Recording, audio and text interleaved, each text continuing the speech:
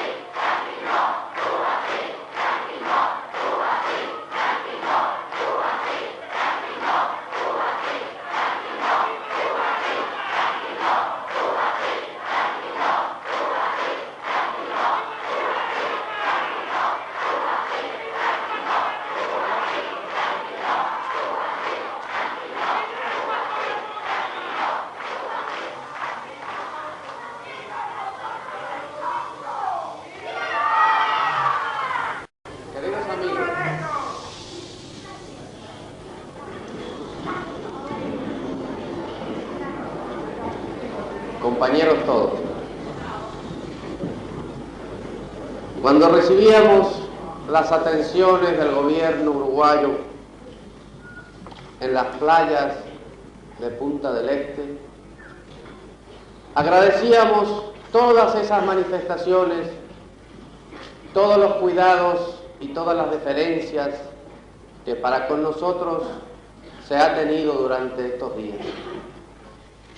Pero sentíamos que nos faltaba algo, y ese algo era precisamente el contacto con el pueblo.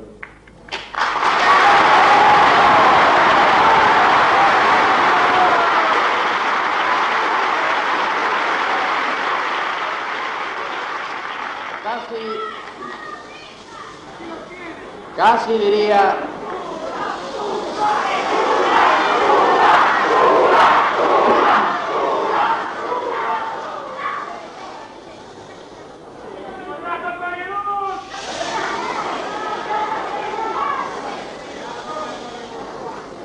pensando en alta voz, compañeros, diría que nosotros estamos malcriados por el contacto con el pueblo y que no podemos dejar de tenerlo.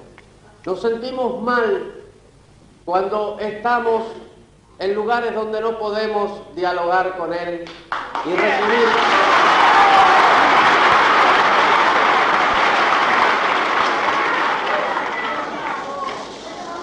donde no podemos dialogar y no podemos dar nuestra experiencia pequeña y recibir la enorme experiencia y la enorme dosis de sabiduría que el pueblo nos confiere todos los días.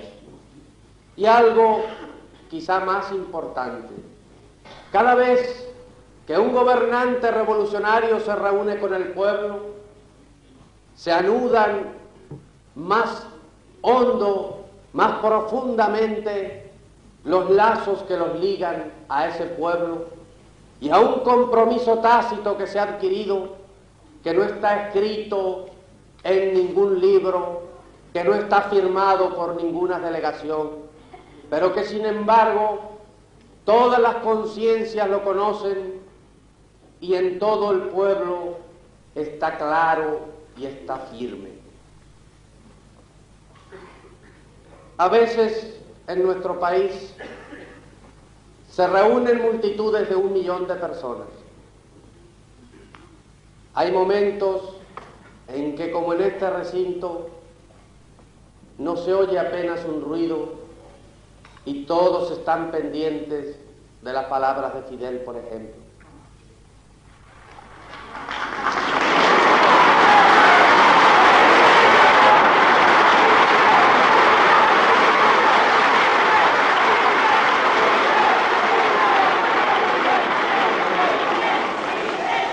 Pero hay momentos en que el pueblo pide también su participación en la discusión colectiva grita, a veces baila, salta, aclama, demuestra, en fin, de mil maneras sus emociones.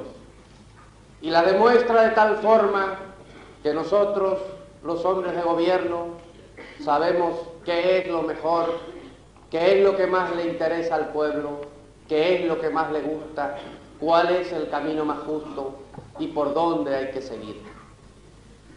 Por eso recurremos, quizá demasiado seguido, al pueblo. A veces en asambleas, a veces en diálogos directos en las fábricas con los obreros, con estudiantes como ustedes, pero siempre tratando de que nuestra voz y la voz de las gentes puedan intercambiarse y que las ideas se intercambien así.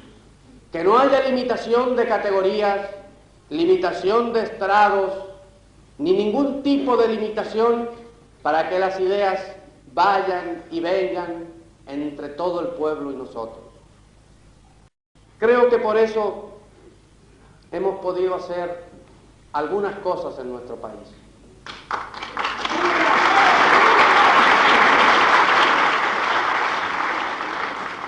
No todo lo que quisiéramos hacer, mucho menos de lo que quisiéramos hacer, menos de lo que se hubiera podido hacer también. Pero hemos podido avanzar gracias a ese contacto continuo. Por eso, en esa misma forma, siguiendo ese ejemplo que ya hemos aprendido y aprovechando el hecho de que ustedes reunidos aquí demuestran el mismo entusiasmo, la misma pasión que las multitudes que se reúnen en La Habana, me voy a permitir desarrollar el tema que hoy vamos a tratar en esta forma de diálogo entre alguien que ha aprendido un poquito en la práctica y el pueblo que lo sabe todo, que lo ordena todo y que lo da todo.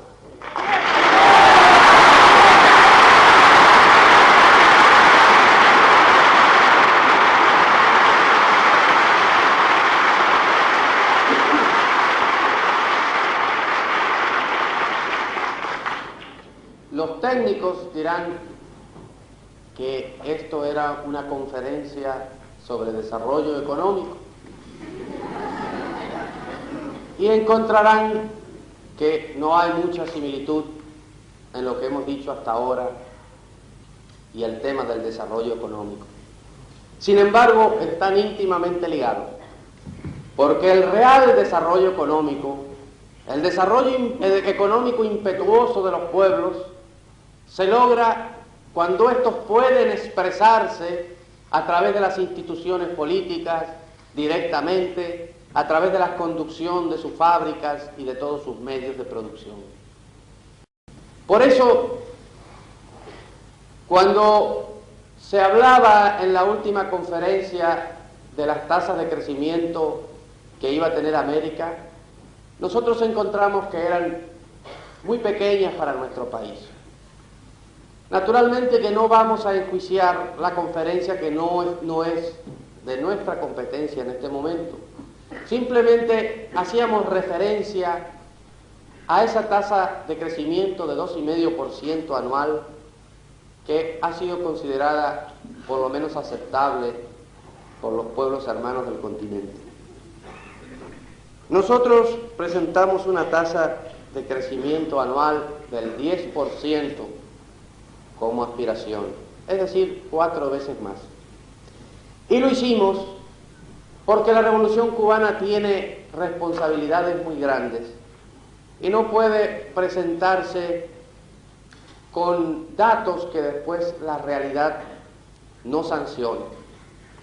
Porque nosotros pensamos tener un desarrollo aún más impetuoso que un 10% anual.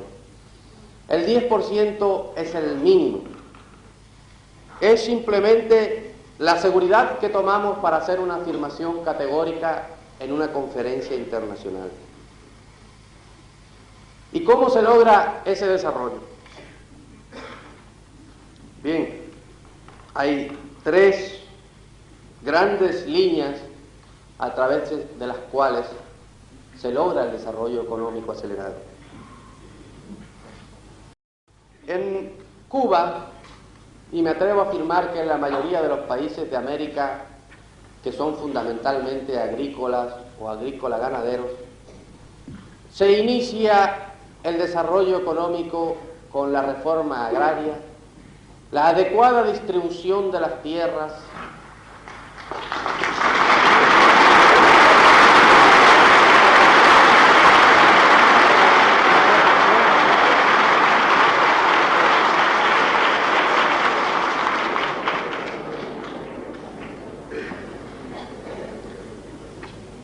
la entrega de, bueno, ya no puedo decir el desarrollo económico en general, sino voy a referirme al desarrollo económico de Cuba, tratando de apuntar lo que hay de especial, de específico de nuestro pueblo y lo que es general a todos los procesos de desarrollo.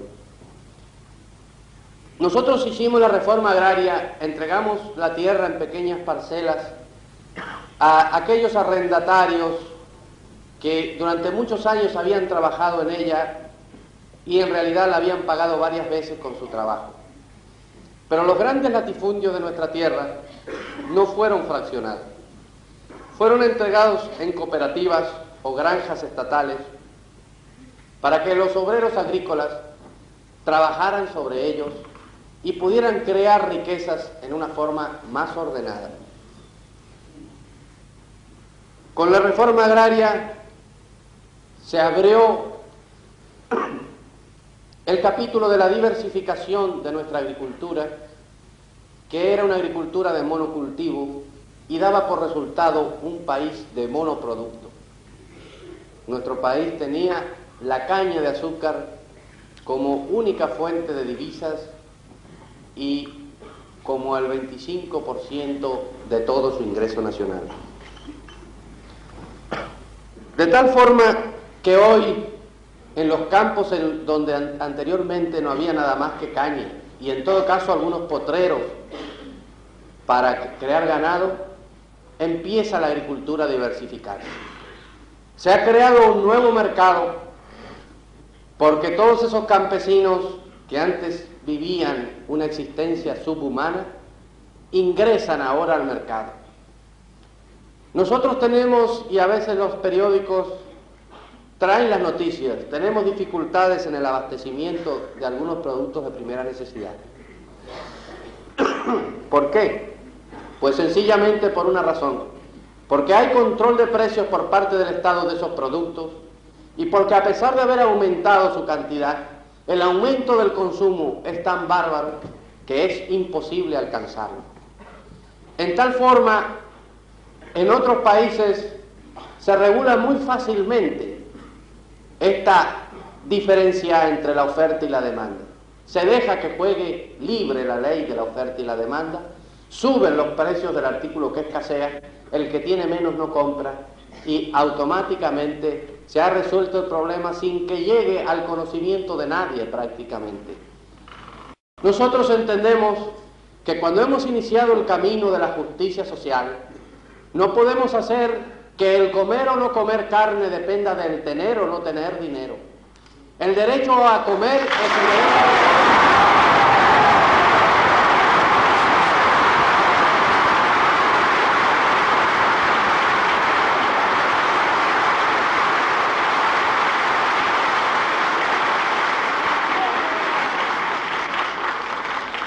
Por eso, simplemente se racionan algunos alimentos como los aceites, las grasas de todo tipo, que actualmente faltan por el bloqueo norteamericano, la carne.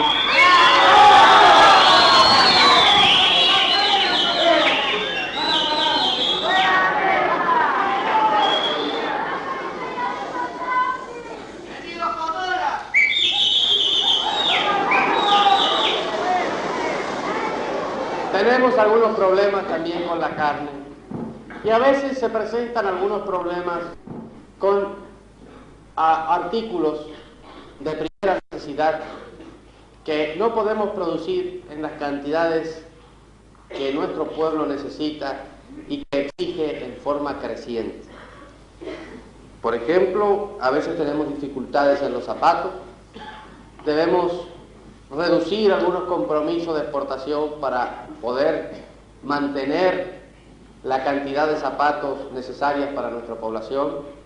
Nosotros tenemos un ejército popular muy grande que a veces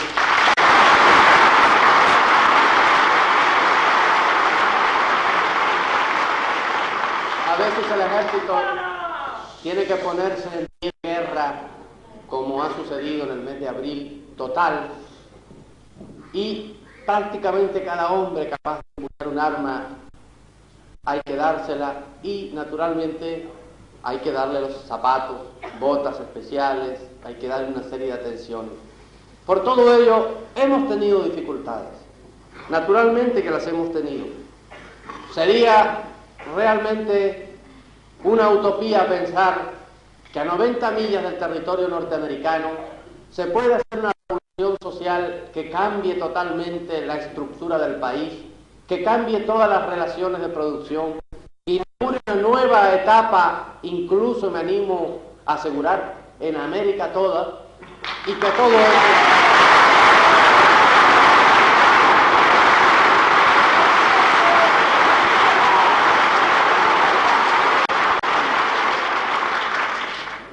todo eso se haga sin sacrificio. En realidad, hemos tenido, para la magnitud de la tarea emprendida, poco sacrificio. Claro que las circunstancias históricas son muy diferentes a los ejemplos anteriores que se pudieran citar. Nosotros hemos podido entender el desarrollo económico en unas condiciones especiales en la historia de la humanidad, y cuando la correlación de fuerzas va cada día más a favor de las fuerzas amantes de la paz, de las fuerzas que quieren el progreso.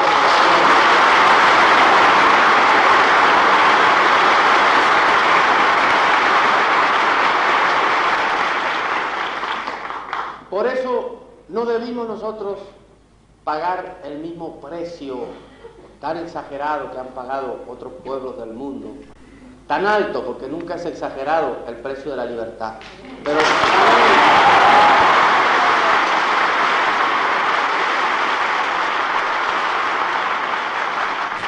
bien, continuando con el proceso de desarrollo, inmediatamente que se ha logrado en un país como cualquiera de los una reforma agraria, un interno considerablemente, hay que hacer toda una serie de leyes tributarias, de leyes de protección fiscal que aseguren que la industria nacional vaya a desarrollarse y empezar la tarea de la industrialización del país. Es naturalmente la industrialización la que da la verdadera pauta del desarrollo. De acuerdo a cómo vaya el proceso industrial, así irá el desarrollo del país. Y otra vez, nosotros podemos decir que anunciamos tasas de desarrollo muy altas con toda responsabilidad, y las podemos anunciar porque las condiciones en el mundo actual son muy diferentes. Otros pueblos han tenido que construir todo mediante su propio esfuerzo. Han tenido que restringir hasta las comunidades más elementales para lograr una industria pesada que es la base indispensable del desarrollo de los pueblos. Nosotros iniciamos el camino de nuestra industrialización pesada con créditos exteriores a largo plazo. Estos créditos son dados de tal forma que no comprometen la dignidad nacional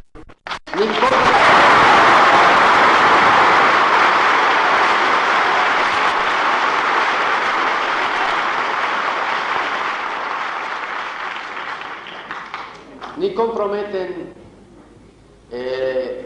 el futuro mediante obligaciones onerosas para pagar los préstamos. Hasta ahora podemos decir, para hablar en términos reales, absolutos, para no pecar de la más mínima dosis de optimismo, que tenemos 357 millones de dólares asignados en préstamos industriales.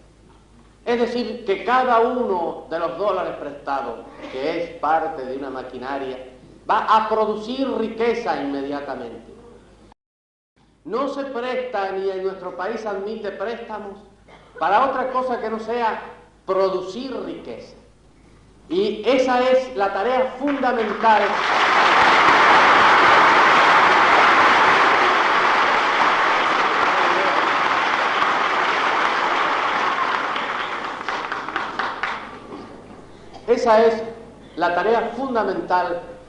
que hay que proponerse en los programas de desarrollo.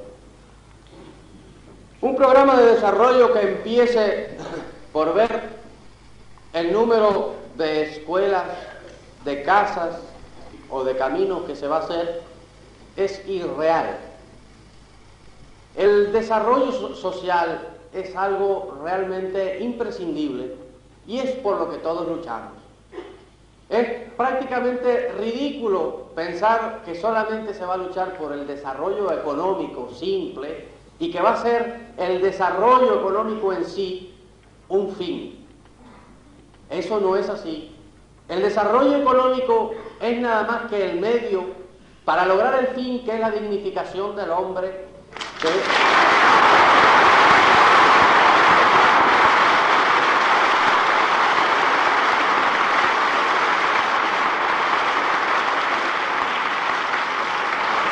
Pero para lograr ese fin hay que producir.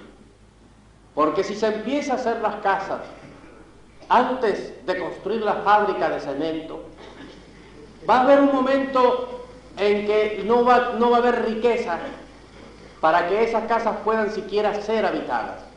No va a haber trabajo para el hombre que la habite.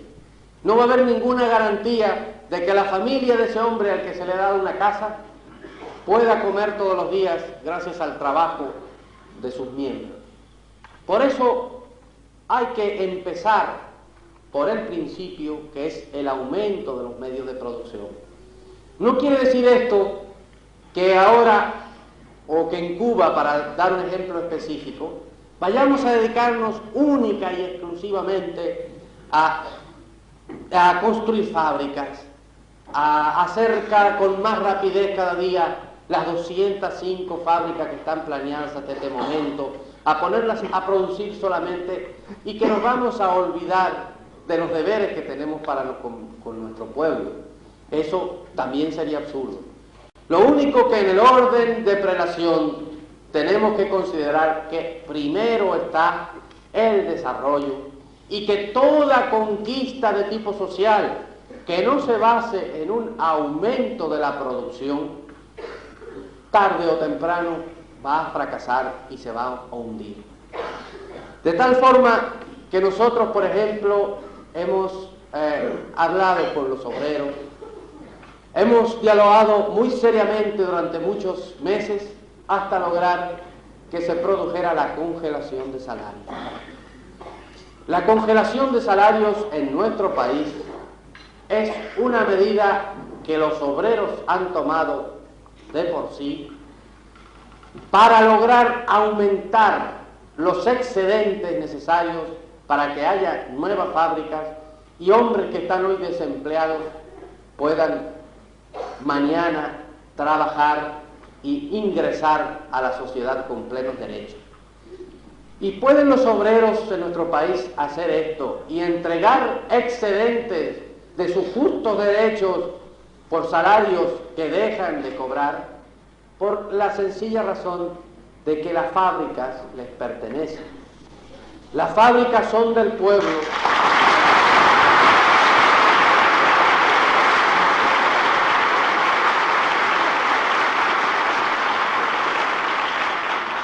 De tal forma que cuando se hace este sacrificio, que es realmente un sacrificio, se lo hace pensando en el futuro y además pensando que no va a haber ninguna persona individual que vaya a beneficiarse con los frutos del sacrificio colectivo de nuestros obreros. Es un sacrificio de todos.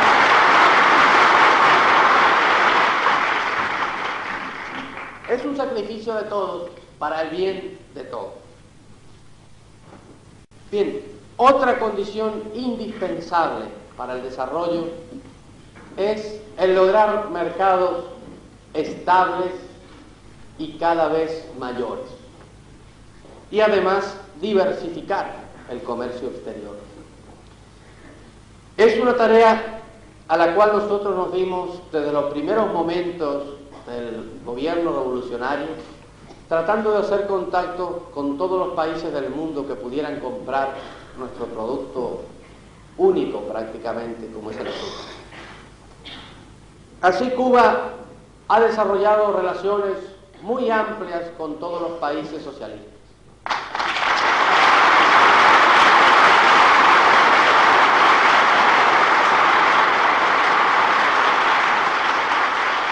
Desgraciadamente,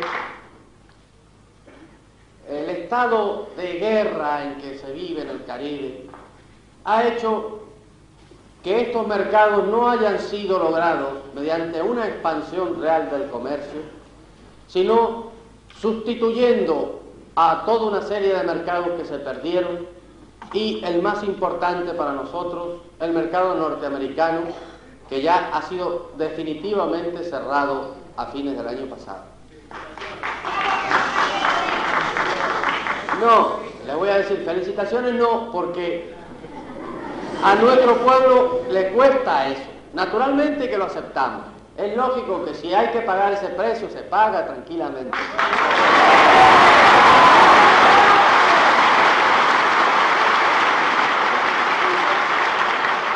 Pero no le hace bien a nuestro pueblo, ni le hace bien tampoco, aunque parezca mentira, dada el tamaño de nuestro mercado, no le hace bien a los Estados Unidos. Hay, por ejemplo, en los mataderos de Chicago, que son enormes, la manteca de cerdo es un subproducto. En Cuba se consume prácticamente manteca de cerdo solamente como aceite, como grasas. Y todo eso venía directo de Chicago en vagones tanques. Al embargar Estados Unidos esas ventas, nos produce a nosotros un daño, pero también, naturalmente ustedes no tienen por qué tener esa curiosidad, pero si ven los precios de la manteca en el mercado de Chicago, van a ver cómo se han ido abajo, porque ahora ellos que siguen la ley de la oferta y la demanda tienen mucha más oferta y no tienen dónde colocar su manteca. De tal forma...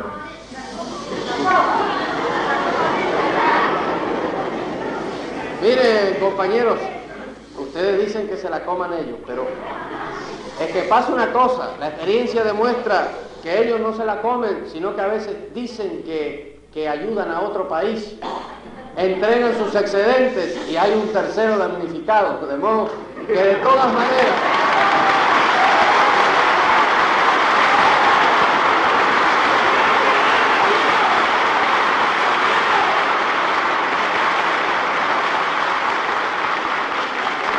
De todas maneras, no es bueno el estado de guerra.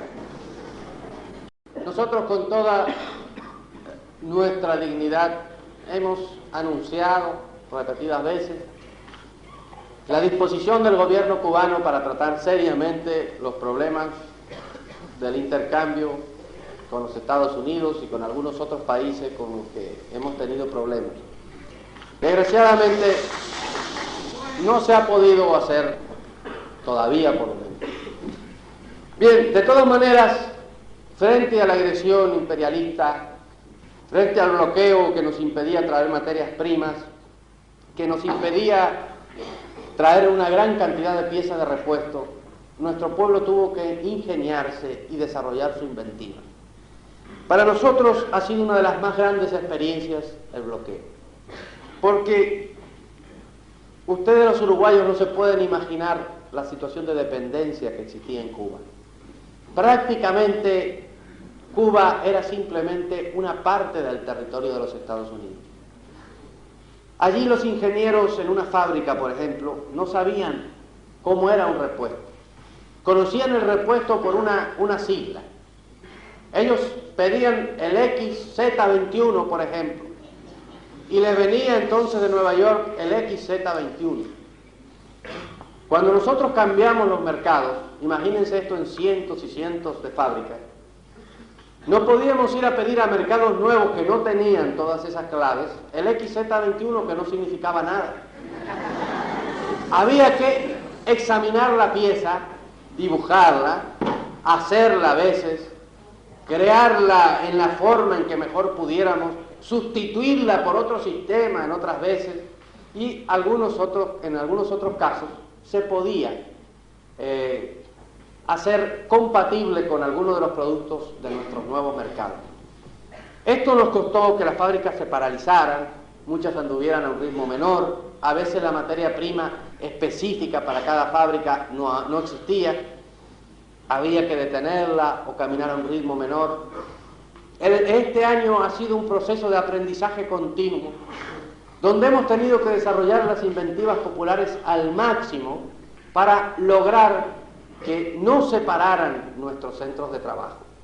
Y también, como estábamos en una situación de guerra y como la paralización de cada centro de trabajo era el producto de esa guerra, nosotros subsidiábamos en cada caso a todos los obreros que se vieran obligados a cesar en su trabajo mientras duraran las causas.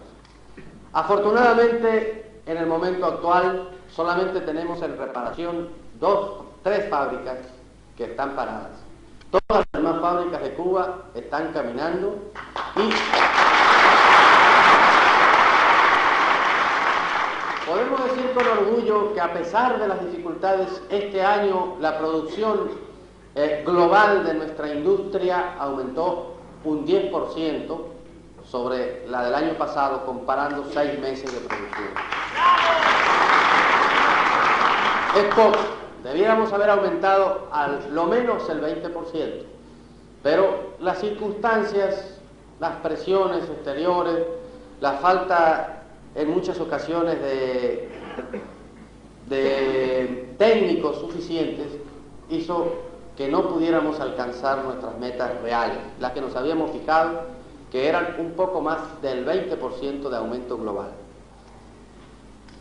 Bien, hemos dicho 3 cualidades esenciales: la de los mercados, los nuevos mercados, la de la industrialización y la del desarrollo agrícola, empezando por una reforma agraria.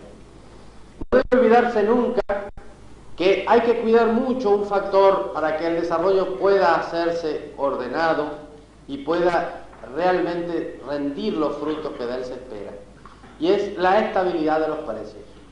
Si los precios empiezan a correr una carrera con el aumento de los salarios, con el aumento de la producción en general, ocurre que el desarrollo poco a poco se va deteniendo.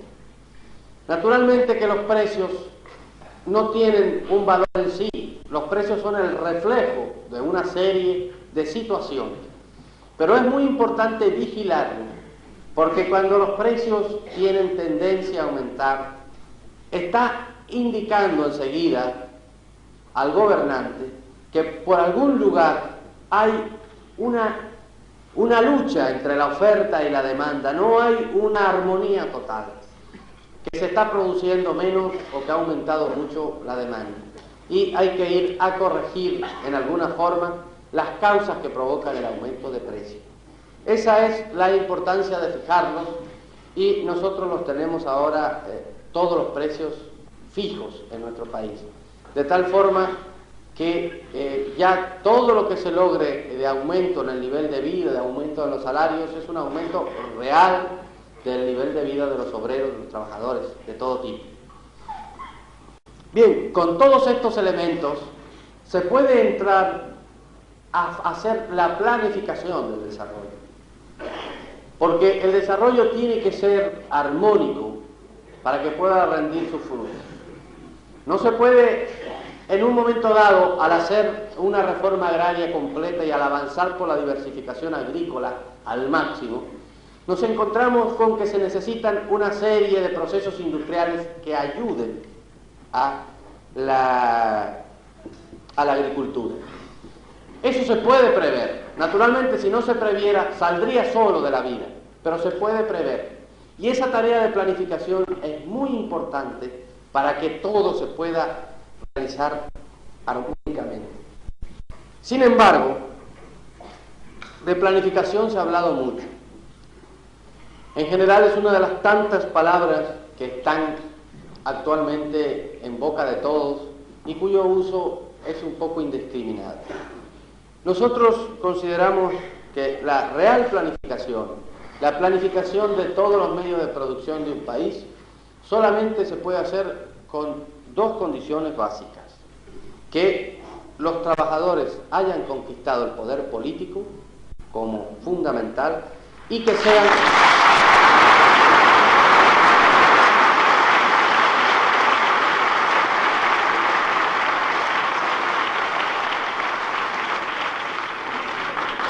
y la otra es que sean los dueños de los medios de producción. En tal forma, sí se puede hacer una planificación completa. Y además, cuando se llega a esto, hay que considerar que se necesita una conducción centralizada y capaz de tomar decisiones, porque el trabajo de planificación es muy arduo. Nosotros estamos en este momento en el primer año, mejor dicho, en los preparativos para iniciar el primer año del cuatrienio del primer plan. Y es muy dura la tarea. Este año planificamos la producción en forma anual, simplemente, y hemos podido ver todos nuestros errores, ir corrigiéndolos por el transcurso de los meses. Pero la tarea de planificar es muy difícil y por eso se necesita una conducción centralizada que tenga una clara idea de las metas. La tarea de planificar, además, demanda el concurso inexcusable de toda la población del país. Nosotros llamamos solamente planificación cuando todos los trabajadores, todos los obreros en la fábrica, los campesinos en las cooperativas, los trabajadores de todo tipo pueden discutir los planes, discutirlos una y otra vez, analizarlos, desmenuzarlos y aprobarlos en la asamblea de producción. En tal forma se podrá luego lograr un verdadero plan de desarrollo, pero para que discuta la gente, para que los obreros, los trabajadores y los directores de las fábricas discutan, se necesita que haya una relación muy directa, porque en condiciones de países capitalistas es muy difícil. Los obreros no quieren discutir con el patrón, ni les interesa aumentar la producción para que aumenten las ganancias del patrón. Y el patrón tiene miedo a los obreros. Nosotros, como prácticamente el 85% de la producción está en manos del pueblo, podemos discutir. Nos reunimos muy seguido para discutir y poder entonces fijar los planes. El proceso de planificación es muy largo y muy difícil.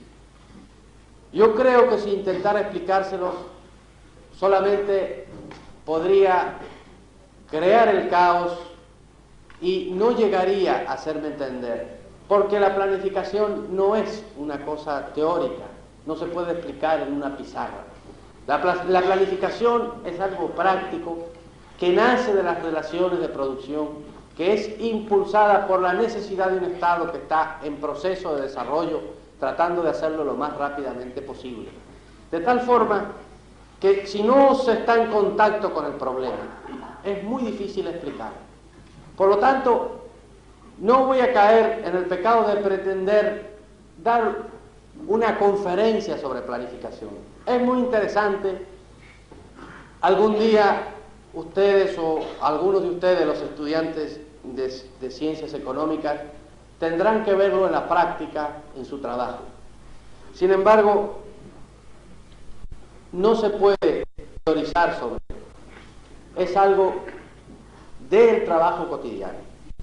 Lo que sí puedo darles una idea es de lo que se está haciendo en Cuba en materia de industria sobre todo.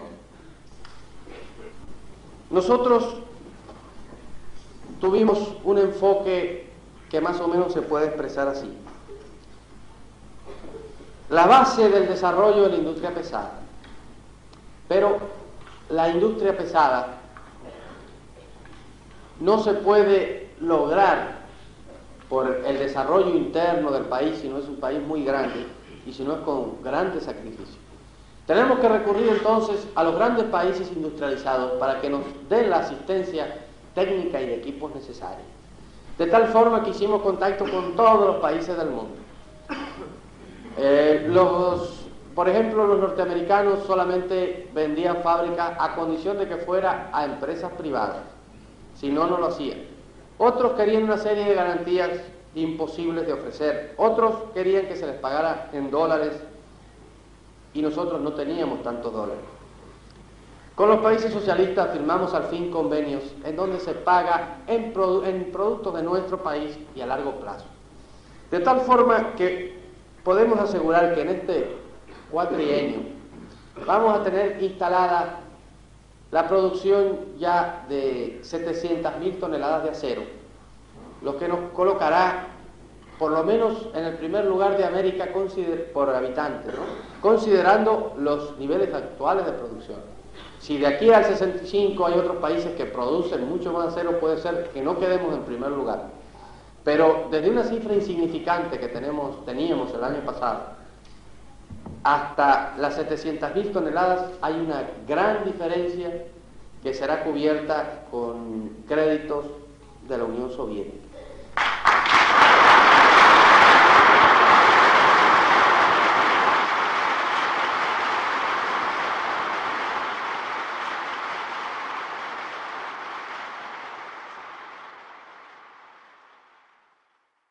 Segundo país del mundo en la producción global de níquel.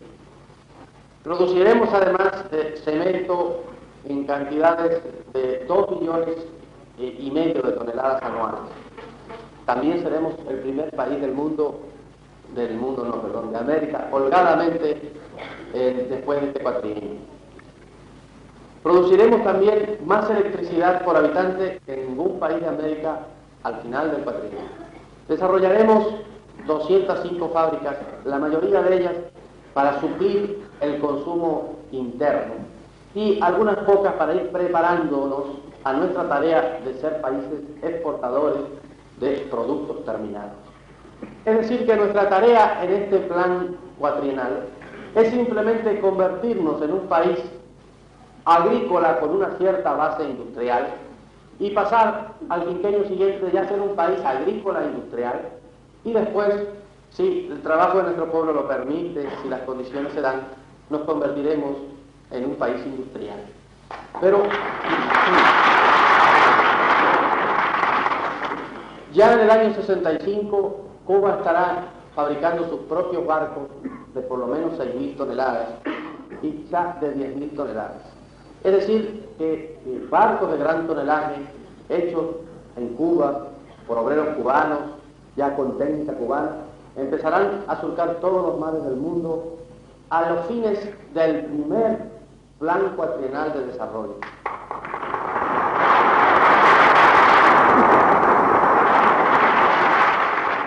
Porque los pueblos pueden hacer enormes, pero pueden hacer realizaciones enormes cuando están llevados por la llama revolucionaria, cuando están en una situación especial de su historia, cuando todas las pequeñas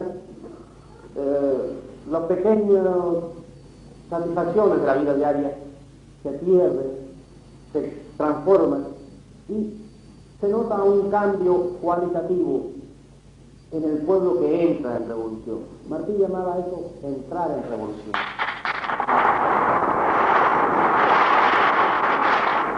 Ya no importa las horas de trabajo, no importa lo que se vaya a ganar, no importan los premios en efectivo, lo que importa es la satisfacción moral de poder contribuir al engrandecimiento de la sociedad, la satisfacción moral de estar poniendo algo de uno en esa tarea colectiva y ver cómo gracias a su trabajo, gracias a esa pequeña parte del trabajo individual que se junta en millones y millones de trabajos individuales, se hace un trabajo colectivo armónico que es el reflejo de una sociedad que avanza.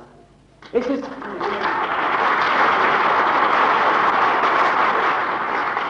el espíritu que hay hoy en nuestro pueblo. Es el espíritu de un pueblo que se ha descubierto a sí mismo, como todos los pueblos en revolución, que se ha dado cuenta de que no hay nada negado a nuestros pueblos, que no es cierto que haya pueblos técnicos y pueblos no técnicos, que haya pueblos industriosos y pueblos haraganes, que haya pueblos cultos y pueblos incultos. Hay nada más que situaciones que están regidas por condiciones económicas, pero que se pueden romper y que en este momento en el mundo avanzan muy rápidamente hacia la ruptura total de los viejos sistemas y hacia la comprensión de que el hombre es hermano del hombre en todo el mundo.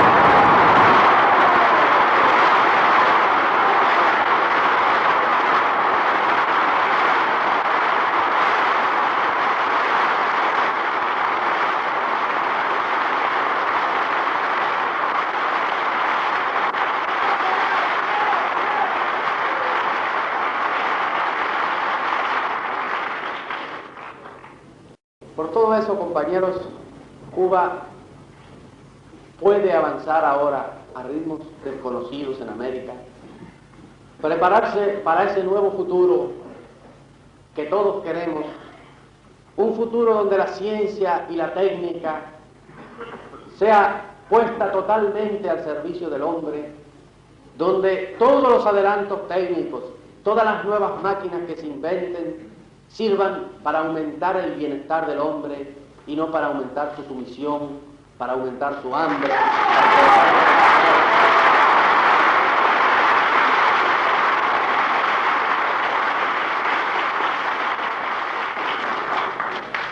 Y en nuestro país, por imperio de ese nuevo clima que se vive, se ha aprendido incluso en el curso de nuestro desarrollo revolucionario el valor de la solidaridad.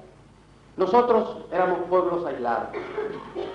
Cuando nos lamentábamos de los mercados que habíamos perdido, me olvidé de decir de los mercados que nunca tuvimos entre nosotros, como son los mercados de Latinoamérica para cada uno de nuestros países. ¿Por qué? Porque nos aislaban simplemente. Porque siempre se dedicaban a hacer que nos ignoráramos unos a los otros. Por eso Artigas era desconocido en Cuba y Martí era desconocido en Uruguay. Por eso los héroes continentales no alcanzaban esa magnitud real, esa magnitud de hombres de América que tienen y se circunscribían a determinados pueblos. Por eso todavía en América tratan de discutir si es más grande o menos grande y de a quién pertenece San Martín o Bolívar, sin contar con que San Martín y Bolívar son hombres de América. San Martín, que murió exactamente hace 111 años hoy, era un hombre de América. Como Bolívar, no podemos decir que perteneciera a un país, como Martín no nos pertenece. Son productos de nuestra civilización, de nuestro sustrato cultural, producto de todo lo que ha madurado durante años y años, de lo que se ha agregado al indígena primitivo, con el negro que se trajo, con el español que vino a colonizar, con las razas de otros lugares del mundo, con nuestras condiciones sociales específicas y que han creado este hombre americano que habla prácticamente el mismo lenguaje y que de todas maneras se entiende siempre en cualquier lugar donde se exprese. Nosotros hemos aprendido hoy ese valor. Ahora saben nuestros obreros lo que significa que un terremoto deje sin casa, sin trabajo, sin medio de ninguna clase a los obreros de Chile. Y nuestros obreros inmediatamente se movilizan, van ellos, no el gobierno, los obreros, nuestro pueblo, a buscar medios para auxiliar a sus hermanos. Porque ahora se aprende, como se aprende siempre en revolución, que no puede haber desunión, que no podemos luchar contra los grandes enemigos separados uno de otro, que solamente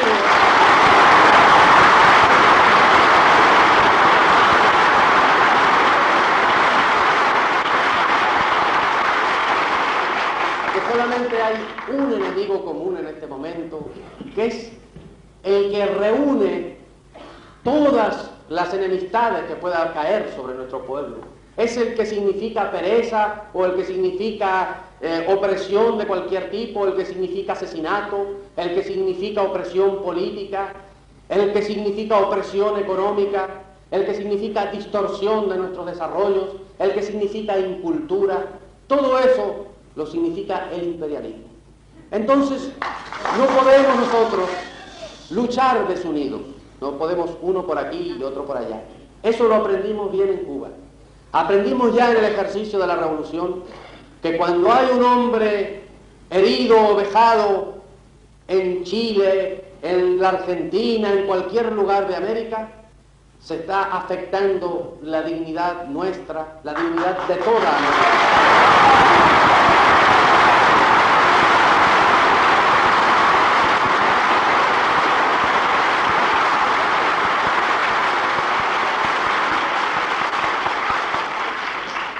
Realmente, compañeros, creo que las últimas palabras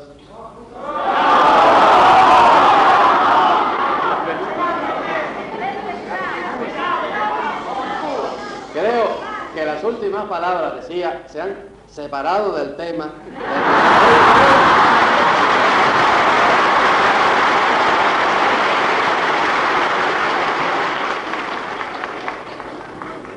Quería decirles esto para hacerles una advertencia y pedirles un favor revolucionario. Cuando recibí esta gentil invitación hace ya unos cuantos días, la consulté con el presidente Aero y el presidente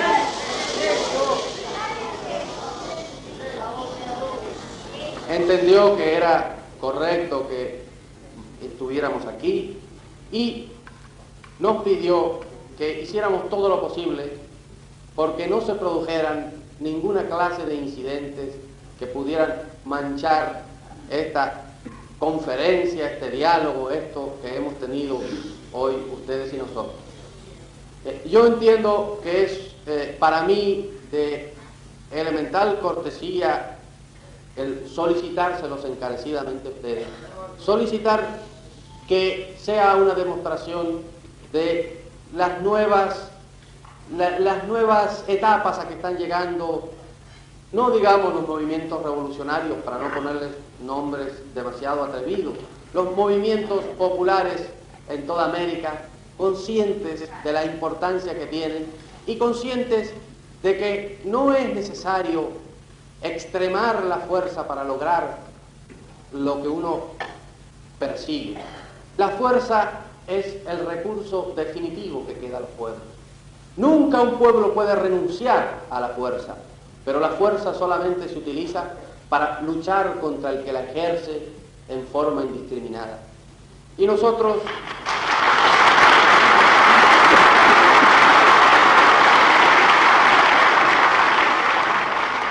les podrá parecer extraño que hablemos así, pero es cierto, nosotros iniciamos el camino de la lucha armada, un camino muy triste, muy doloroso, que sembró de muertos todo el territorio nacional cuando no se pudo hacer otra cosa. Tengo las pretensiones personales de decir que conozco América y que cada uno de sus países en alguna forma lo he visitado. Y puedo asegurarles que en nuestra América, en las condiciones actuales, no se da un país donde, como en el Uruguay, se permitan las manifestaciones de las ideas. Se tendrá una manera de pensar u otra, y es lógico, y yo sé que los miembros del gobierno de Uruguay no están de acuerdo con nuestras ideas. Sin embargo, nos permiten la expresión de estas ideas aquí en la universidad y en el territorio del país que está bajo el gobierno uruguayo. De tal forma que eso es algo que no se logra, ni mucho menos, en los países de América. Ustedes tienen algo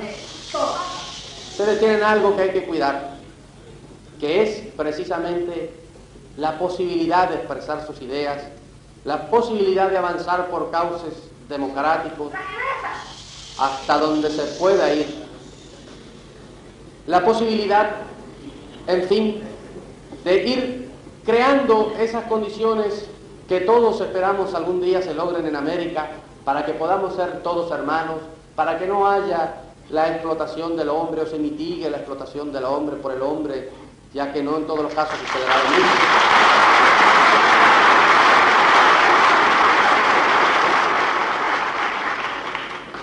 Sin derramar sangre, sin que se produzca nada de lo que se produjo en Cuba, que es cuando se empieza el primer disparo, nunca se sabe cuándo será el último, porque no hubo un último disparo el último día de la revolución, hubo que seguir disparando.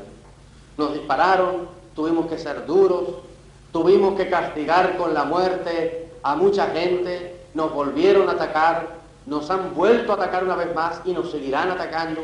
Y esa lucha en esa forma tan enardecida que a veces divide incluso hasta miembros de la familia, naturalmente que permite una construcción muy rápida del país, naturalmente que hace que nuestro país marche a un ritmo terriblemente acelerado, pero también deja una serie de secuelas que después cuesta curar. Y no es bueno, ni es bonito, porque hemos tenido que hacerlo y no nos arrepentimos naturalmente, y creemos que lo que hemos hecho, lo hemos hecho respondiendo a la justicia. Pero si se puede hacer...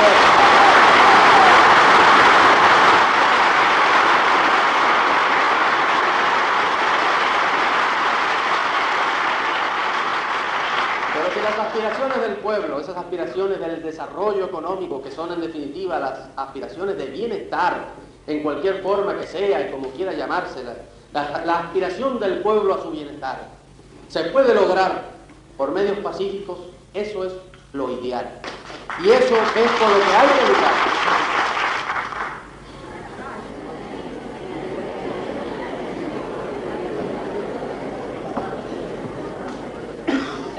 Bien, compañeros, hemos tenido un diálogo irregular, no muy académico, si ustedes no se ofenden, muy cubano en su forma de expresión, en su intercambio.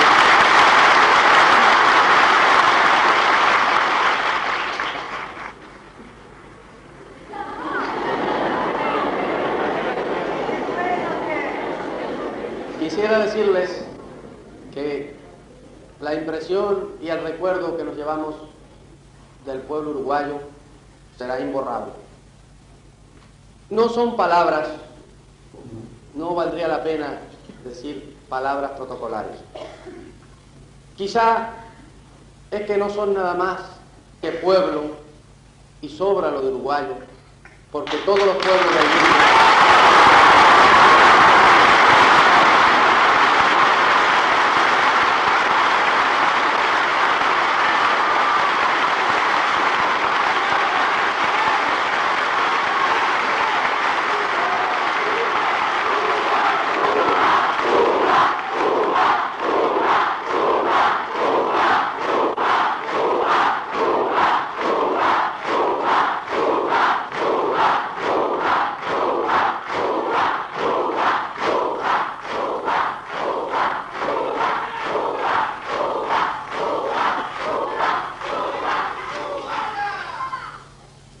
En todo caso, podemos decir que de estas reuniones, del intercambio que hemos tenido estos días, mis compañeros y yo, con el pueblo uruguayo, nos llevamos un recuerdo imborrable. Y que ese recuerdo servirá como sirve siempre el recuerdo del pueblo y de los diálogos con el pueblo. Servirá para indicarnos todos los días que nuestro compromiso es todavía más grande que con el de 6,5 millones de cubanos, que nuestro compromiso ha trascendido las fronteras de nuestra isla, que se ha afincado en muchos lugares de América y que debemos todos los días trabajar y todos los días perfeccionarnos. Nosotros, sin embargo, debemos perfeccionarnos todos los días y trabajar cada vez con más ahínco para ser dignos de ese compromiso que hemos contraído en estos días con ustedes. Nada más.